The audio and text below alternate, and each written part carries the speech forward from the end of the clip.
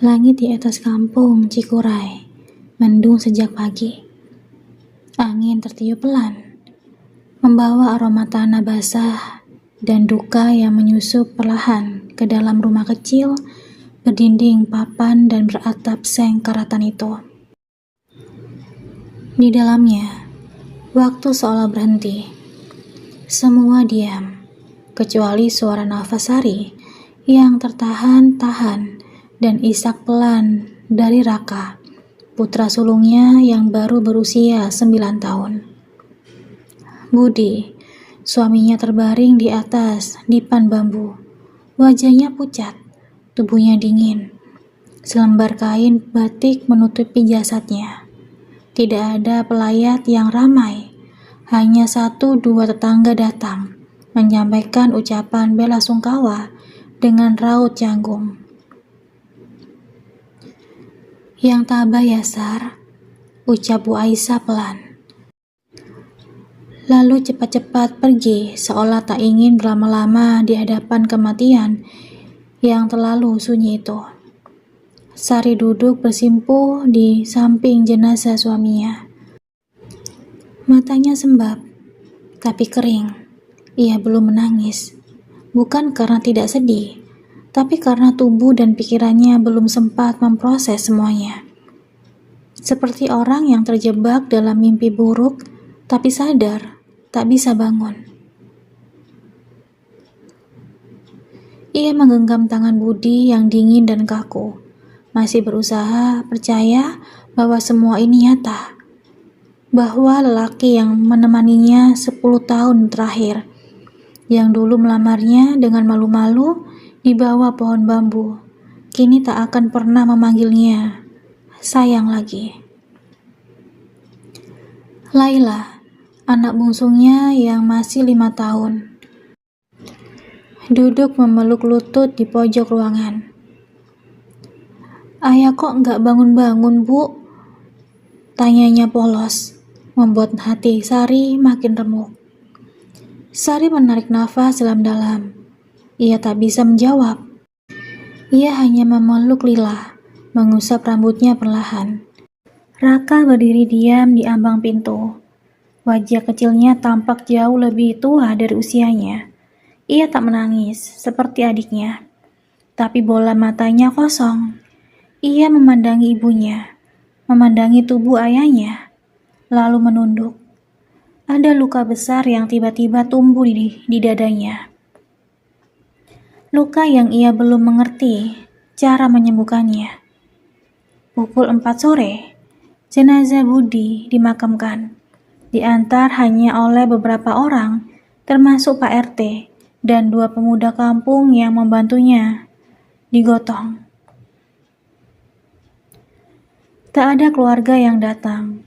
Kakak ipar Sari hanya mengirim pesan singkat. Maaf, tidak bisa datang. Kami doakan dari jauh. Itu saja. Usai pemakaman, rumah itu kembali sepi. Hujan turun rintik-rintik.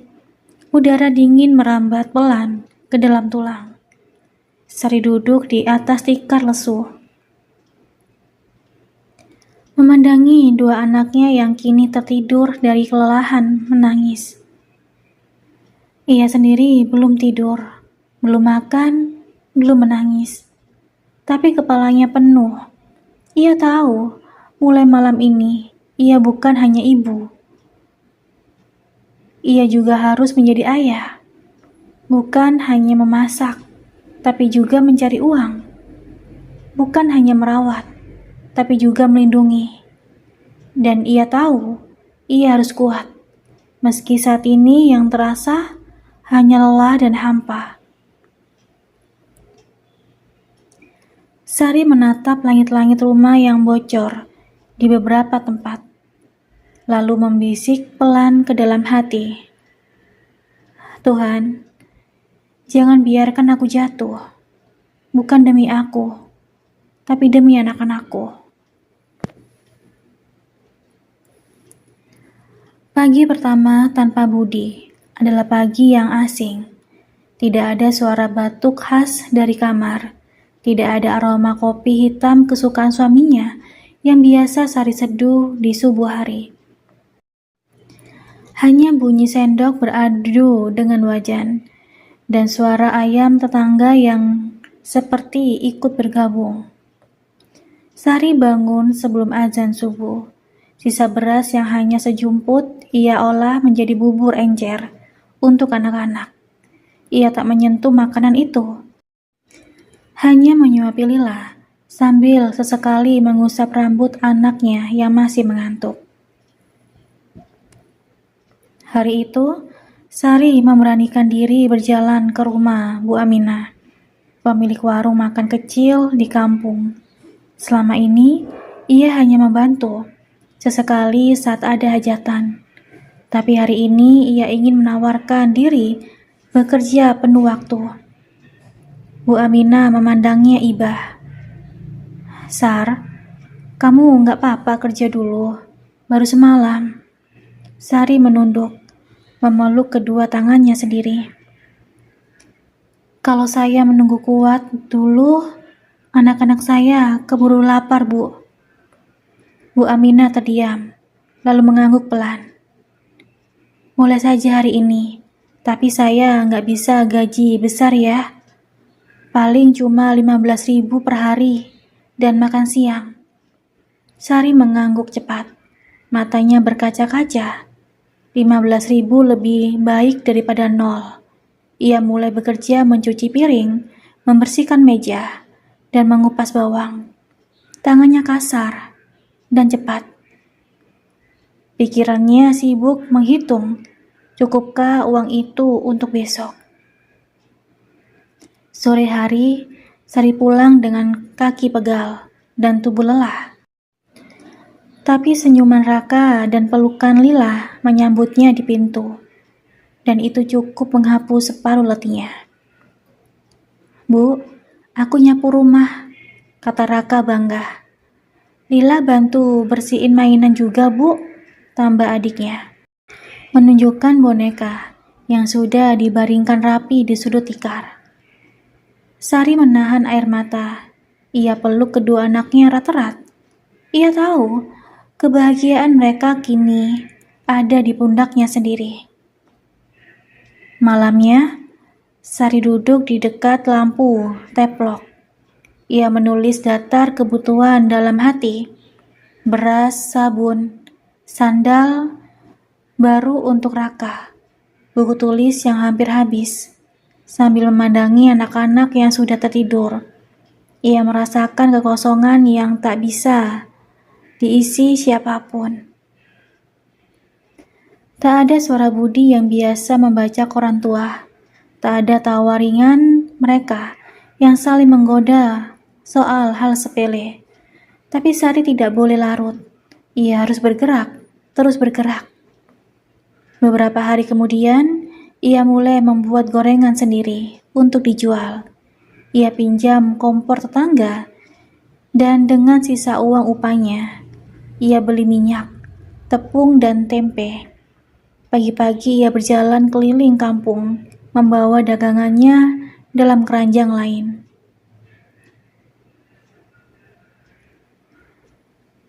Sebagian orang menatap ibah, sebagian hanya lewat begitu saja. Tapi ada juga yang mulai membeli, dan itu cukup. Cukup untuk menyalakan harapan kecil bahwa hidup bisa tetap berjalan. Namun, tak semua hari baik. Kadang dagangannya sisa, kadang minyak habis, kadang Lila demam dan harus digendong sepanjang hari. Tapi tak sekalipun Sari mengeluh di hadapan anak-anaknya. Bahkan ketika malam tiba dan perutnya keroncongan karena tak sempat makan, ia tetap menidurkan Lila dengan cerita. "Besok kita main ke sungai ya, kalau ibu nggak terlalu sibuk." Di dalam hati, ia bertanya-tanya, apakah ia kuat?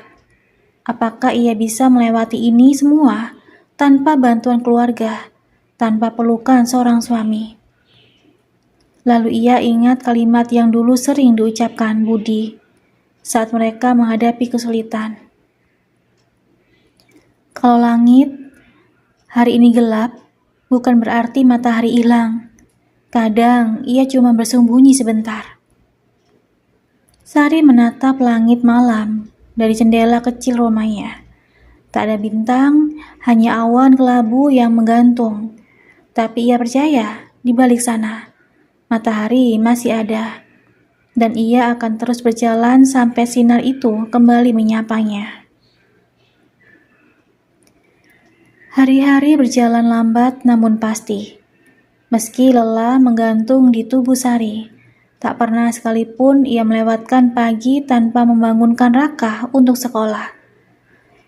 Anak laki-lakinya itu kini duduk di kelas 4 SD, semakin tinggi dan semakin diam. Sejak ayahnya tiada, Raka jarang berbicara banyak. Ia seperti menyimpan dunia sendiri dalam pikirannya. Setiap pagi, ia mengenakan seragam yang sudah mulai kekecilan dan menenteng tas kumal berisi 3 buku tulis dan 1 pensil pendek. Sari selalu menyelipkan sepotong gorengan ke dalam kertas minyak untuk bekalnya. Meski sederhana, Raka selalu tersenyum dan berkata, "Terima kasih, Bu. Enak kok." Tapi suatu malam, ketika Sari terbangun karena ingin menyiapkan bahan jualan, ia mendapati Raka sedang duduk di pojokan rumah, menggambar dengan pensil di selembar kertas sobekan. "Kamu belum tidur?" tanya Sari mendekat. Raka terkejut. Ia buru-buru menutup kertasnya. "Cuma iseng, Bu." Sari meraih kertas itu dengan lembut. Di sana tergambar sebuah rumah kecil, tapi rapi, dengan taman dan papan nama bertuliskan "Warung Ibu". Di sebelahnya ada gambar Sari berdiri sambil tersenyum ditemani 2 anak kecil. Sari tak mampu berkata apa-apa. Ia peluk anaknya erat-erat, dan air matanya jatuh membasahi kepala Raka. "Ibu janji ya, suatu hari nanti kita pasti punya warung beneran." Lila berbeda dengan kakaknya, masih menyimpan dunia kecilnya yang penuh warna. Di usianya yang 5 tahun, ia gemar menari, mengikuti lagu-lagu iklan yang terdengar dari rumah tetangga. Kadangkala, ia membentangkan selendang lusuh dan berputar-putar sambil tertawa sendiri. "Ibu, lihat, Lila jadi bidadari," serunya sambil mengangkat tangannya tinggi-tinggi. Sari hanya bisa tertawa sambil menahan perih. Ia ingin membelikan Lila baju menari seperti anak-anak lain di PAUD. Tapi uang untuk makan pun harus dihitung per sendok. Namun, suatu hari, sekolah Lila mengumumkan akan mengadakan pentas seni. Anak-anak diminta ikut serta, dan Lila pulang dengan wajah bersinar. Bu, aku mau menari." "Ibu boleh ya?" Sari mengangguk pelan. "Boleh, Nak." Tapi malam itu, ia termenung lama. Kostum menari minimal seharga 25.000, terlalu besar untuk kantongnya. Ia bahkan belum membeli sabun cuci yang habis 2 hari lalu. Sari duduk di sisi tempat tidur, lalu membuka kotak kecil di bawah tikar. Di dalamnya tersimpan cincin kawin pemberian Budi, satu-satunya benda yang masih ia pertahankan sejak dulu. Ia menatap cincin itu lama. Kenangan pernikahan mereka kembali datang saat Budi menyematkan cincin itu dengan tangan gemetar dan mata berkaca-kaca. "Ini bukan emas mahal, sayang, tapi aku niat pakai seumur hidup," katanya dulu. Dan ia memang memakainya seumur hidup, walau hidupnya singkat. Keesokan harinya, Sari menjual cincin itu diam-diam ke toko emas di pasar. Dengan hati berat, ia menggenggam uang hasilnya. lalu membeli kain sederhana dan beberapa pita warna-warni. Saat Lila melihat kostum itu, matanya melebar. "Bu, ini buat aku." "Iya, buat Lila, biar bisa nari di panggung." Lila memeluk ibunya lama sekali, lalu berkata, "Ibu pasti bidadari juga." Sari tertawa, lalu memalingkan wajah agar anaknya tak melihat matanya yang mulai basah. Suatu malam, Sari duduk di depan rumah sambil memperbaiki keranjang jualan yang mulai sobek. Raka duduk di sampingnya, menatap langit yang penuh bintang. "Bu, boleh nanya?" kata Raka pelan. "Boleh. Nanti kalau aku gede, boleh nggak aku kerja bantu ibu?" Sari diam sebentar. "Raka, tugas kamu sekarang belajar yang rajin, biar nanti kamu nggak cuma bantu ibu, tapi bisa bahagiain ibu." "Tapi ibu capek. Aku tahu kok, kadang ibu nangis pas mikir kami tidur." Sari menoleh, kaget. Raka masih menatap langit. "Ibu kuat, Nak. Ibu janji kuat. Kamu cuma perlu tumbuh jadi anak baik. Itu sudah cukup buat ibu." Malam itu, Raka tak lagi bicara. Ia hanya memeluk ibunya pelan. Dan untuk pertama kalinya, sejak Budi meninggal, Sari merasa benar-benar tidak sendirian. Mereka bukan keluarga yang sempurna, tapi mereka saling menggenggam, saling menguatkan. Di rumah kecil yang kadang kotor, kadang gelap, cinta tetap menyala, meski dalam bentuk paling sederhana. Musim hujan datang lebih cepat tahun itu. Hujan deras mengguyur kampung Cikuray hampir setiap sore, menjadikan jalan-jalan tanah berubah jadi kubangan. Atap rumah Sari yang sudah lapuk mulai bocor di beberapa tempat, dan mereka harus meletakkan ember di sana-sini untuk menampung air yang menetes. Suatu malam, setelah pulang dari warung Bu Aminah dan menjajakan sisa gorengan di gang sempit belakang pasar, Sari tergelincir. Kakinya terselip di tanah licin, dan tubuhnya jatuh membentur batu. Ia menahan jeritan, takut membangunkan anak-anak di rumah. Dengan susah payah, ia berjalan pincang sampai di rumah. Saat membuka pintu, Raka langsung bangkit dari tikar. "Bu, ibu kenapa?" "Gak apa-apa, cuma kebasahan." Sari mencoba tersenyum, tapi Raka melihat darah mengalir dari lutut ibunya. Ia cepat-cepat mengambil kain bersih dan air hangat. Lila terbangun karena suara ribut. Ia ikut menangis ketika melihat lutut ibunya yang berdarah. "Ibu sakit?" katanya panik. "Sedikit," kata Sari pelan, menahan nyeri yang menyupit hingga ke tulang. Raka merawat luka ibunya dengan telaten. Seperti orang dewasa, Sari menatap wajah anak itu dengan bangga dan haru. Dalam diam, ia tahu anak-anaknya tumbuh lebih cepat dari yang seharusnya. Selama beberapa hari, Sari tidak bisa berjualan keliling. Kakinya masih bengkak dan sulit bergerak. Ia hanya bisa berbaring, menahan rasa bersalah karena tak bisa menghidangkan makanan layak untuk anak-anaknya. Namun Raka tak tinggal diam. Ia memutuskan untuk membantu ibunya. Dengan bekal ilmu yang sedikit, ia mencoba membuat gorengan sendiri. Ia menyalakan kompor, mengaduk adonan, dan menggoreng tempe serta tahu yang diberi dari sisa uang ibu. Tangannya gemetar, tapi tekadnya kuat. Pagi-pagi, Raka membawa keranjang kecil berisi gorengan dan berkeliling kampung. "Gorengan, Bu, masih hangat," serunya. Sebagian orang terkejut melihat anak kecil itu berjualan.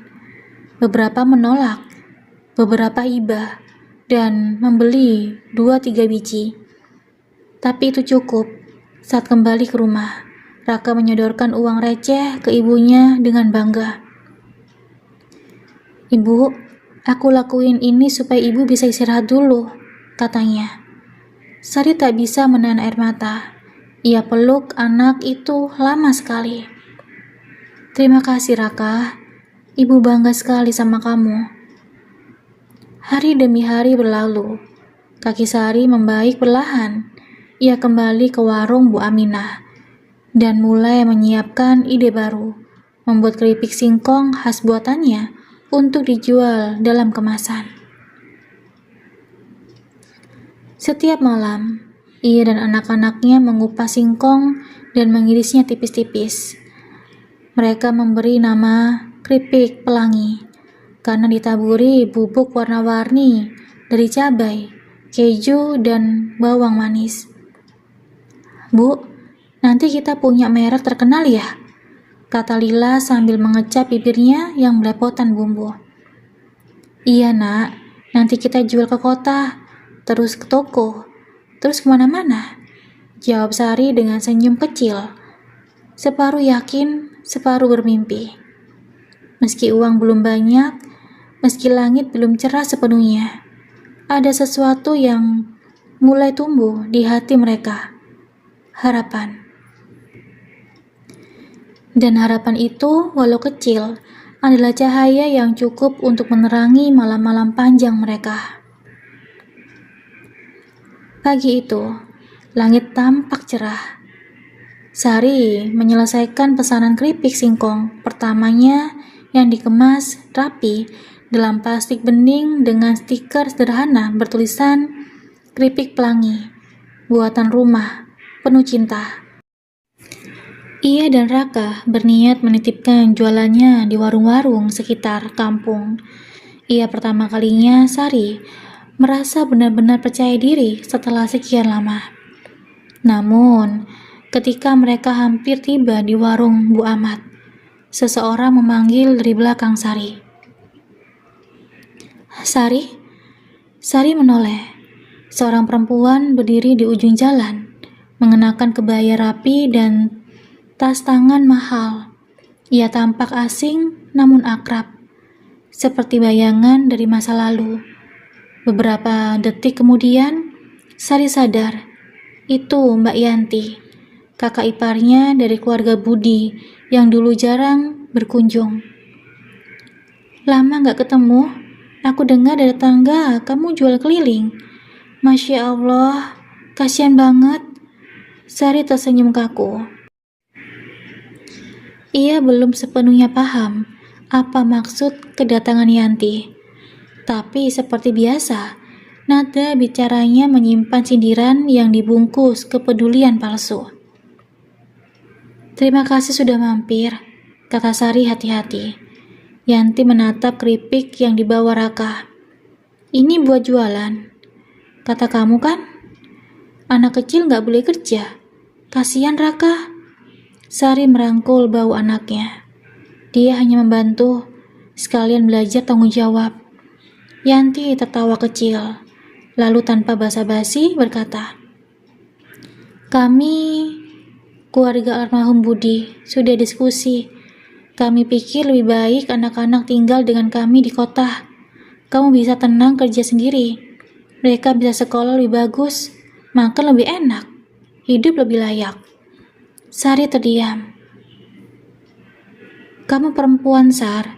Hidup sendiri begini, lama-lama pasti capek. Anak-anakmu juga kasihan, hidup kekurangan." Perkataan itu menamparnya. Tapi bukan karena salah, karena itu adalah ketakutan yang selalu ia bisikkan di dalam hati setiap malam saat lampu padam. Bahwa suatu hari, dunia akan meragukannya sebagai seorang ibu yang mampu berdiri sendiri. "Saya berterima kasih atas tawaran itu," jawab Sari pelan tapi mantap. "Tapi mereka anak saya. Saya yang melahirkan. Saya yang merawat sejak bayi, dan saya tidak menyerahkan mereka meski saya harus hidup dengan nasi dan garam saja. Yanti mendengus. Kamu keras kepala seperti biasa. Jangan salahkan kami kalau suatu hari anak-anakmu sendiri yang memilih pergi. Ia lalu berlalu, meninggalkan aroma parfum mahal dan kata-kata yang mengedap seperti racun. Malam itu, Sari duduk sendiri di dapur. Raka dan Lila sudah tidur setelah lelah membantu membungkus keripik. Tapi pikiran Sari penuh dengan suara Yanti. Ia tak bisa memungkiri. Tawaran itu mengandung kebenaran. Ia miskin, ia kesulitan, dan anak-anaknya berhak atas hidup yang lebih baik. Namun, ia juga tahu satu hal yang penting dari kemewahan. Cinta yang hadir setiap hari. Siapa yang akan tahu cara menenangkan Lila saat mimpi buruk? Siapa yang akan mengerti isyarat diam Raka ketika hatinya sedih? Siapa yang akan tahu bahwa anak-anak ini tidak hanya butuh sekolah bagus, tapi juga pelukan ibu mereka setiap malam? Sari menggenggam erat foto lama mereka bertiga bersama Budi dan berbisik lirih. Aku akan tetap di sini, meski sendiri, meski jatuh, aku akan berdiri lagi untuk mereka. Beberapa minggu berlalu, isu tentang Sari dan anak-anaknya mulai terdengar di kampung. Entah siapa yang memulai, tapi alih-alih jatuh, Sari bangkit lebih keras. Ia perbaiki keripik pelanginya, memperluas jualan, dan mulai mendapat pesanan dari sekolah-sekolah. Lila tampil memukau di pentas seni dan dapat pujian dari gurunya. Raka mulai mengumpulkan uang dari hasil kecil-kecilan yang ia simpan untuk membeli buku gambar baru. Dan suatu sore, saat Sari duduk menjemur keripik, ia melihat Raka menggambar lagi. Kali ini bukan gambar warung atau rumah kecil, tapi gambar Sari dengan jubah seperti superhero, tangan memegang dua anak, dan kata-kata di atasnya tertulis besar. Ibu, pahlawan kami selamanya.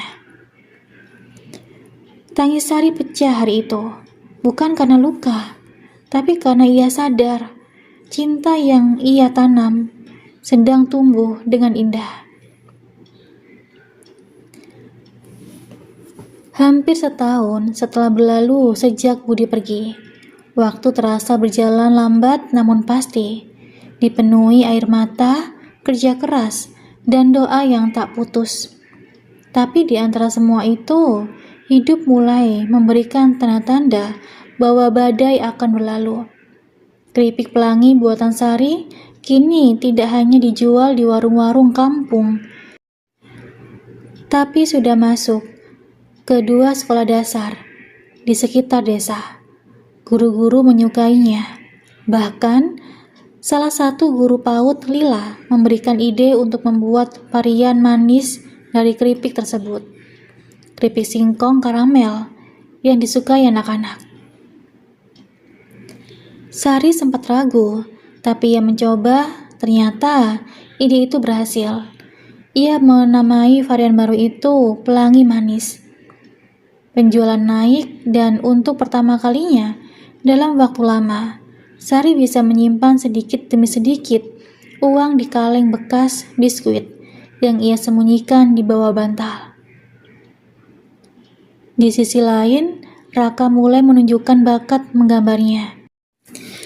Ia mengikuti lomba gambar tingkat kecamatan dan mesti tak menang juara 1. Karyanya dipuji karena penuh cerita. Ia menggambar sosok ibu dan dua anak yang berjuang di tengah badai, tetap berjalan walau angin kencang menerpa. Salah satu guru Raka diam-diam memotret gambar itu dan mengunggahnya ke media sosial dengan caption, "Cinta seorang anak kampung yang menggambarkan ibunya sebagai pahlawan. Dunia boleh tidak tahu, tapi anak ini tahu siapa yang paling berjasa dalam hidupnya. Postingan itu viral kecil-kecilan. Seorang pengusaha muda dari kota yang tak sengaja melihatnya menghubungi sekolah Raka dan meminta bertemu dengan ibunya. Suatu sore, seorang pria muda datang ke rumah Sari. Ia mengenakan kemeja santai, membawa satu dus kecil dan senyuman ramah. Bu Sari, saya Fajar, pemilik brand makanan ringan cemilan kita. Saya lihat gambar Raka di Instagram dan saya kagum sama kasihan, Bu. Sari bingung dan kikuk. Fajar melanjutkan. Saya mau mengajak Ibu kerjasama. Produk keripik Ibu punya potensi besar.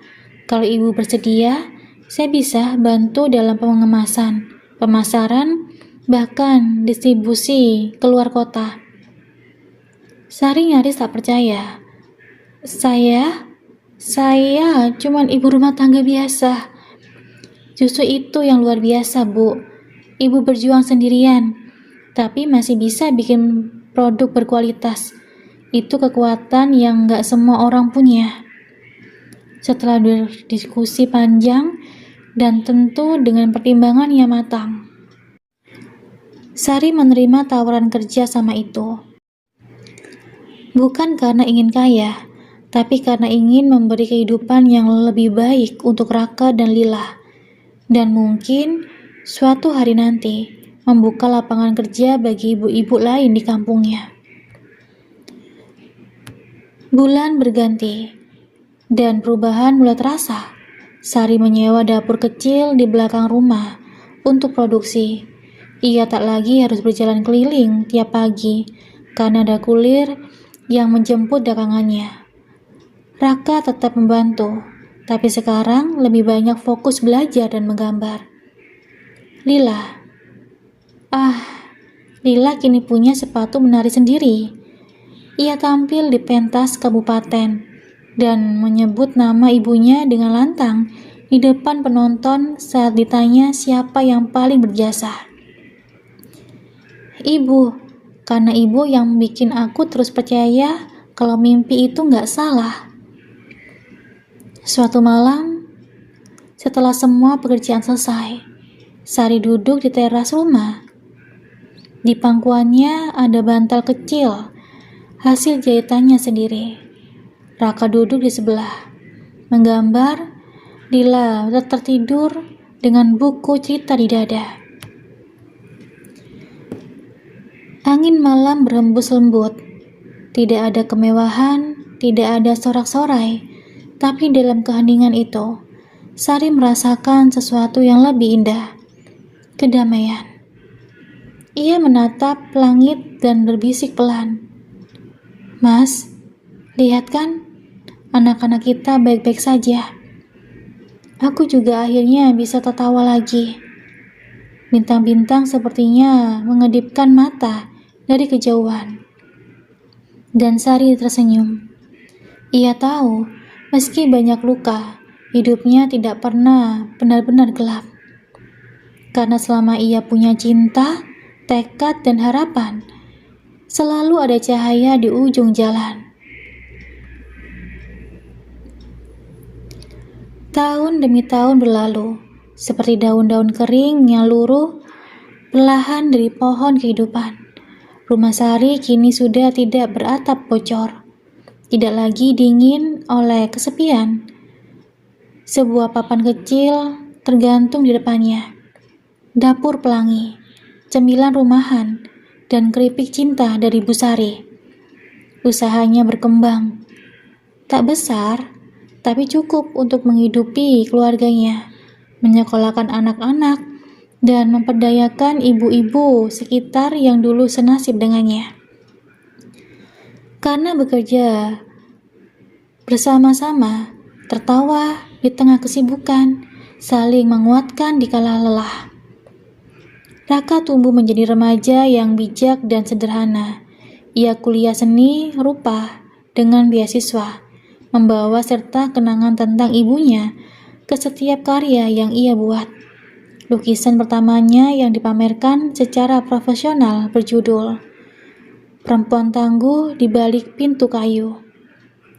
Lila tumbuh menjadi gadis ceria dan cerdas. Cita-citanya sederhana, ia ingin menjadi guru menari untuk anak-anak desa.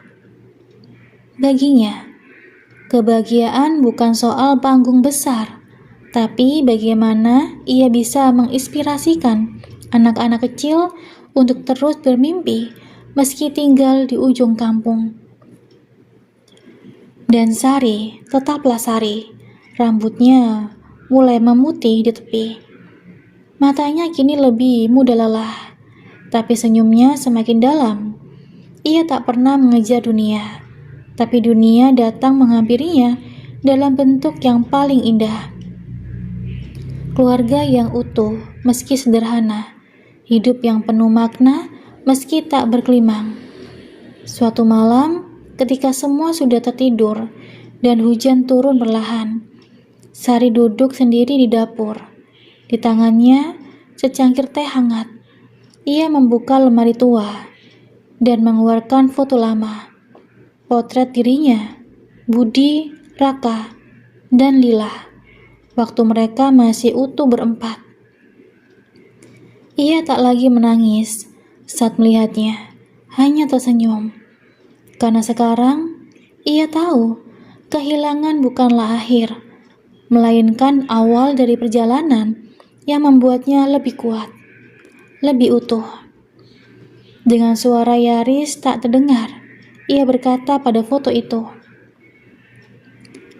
"Terima kasih, sudah jadi bagian dari kisahku. Kini, aku tak takut apapun lagi." Dan waktu pun berjalan, menggendong kenangan, menanamlah harapan, serta membisikkan satu kebenaran, bahwa cinta seorang ibu adalah cahaya yang tidak pernah padam. Meski tertiup badai, meski terlilit gelap, ia tetap menyala.